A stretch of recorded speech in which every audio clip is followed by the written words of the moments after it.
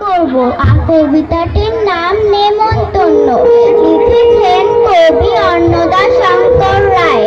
যাচ্ছ কোথা চাংড়ি পোতা, কিসের জন্য নেমন্তন্ন? বিয়ে বুঝি না বাবুজি, কিসের তবে ভজন হবে? শুধুই ভজন, প্রসাদ ভোজন। কেমন প্রসাদ? যা খেতে সাথ। কি খেতে চাও? ছানার পোলাও। ইচ্ছে কি আর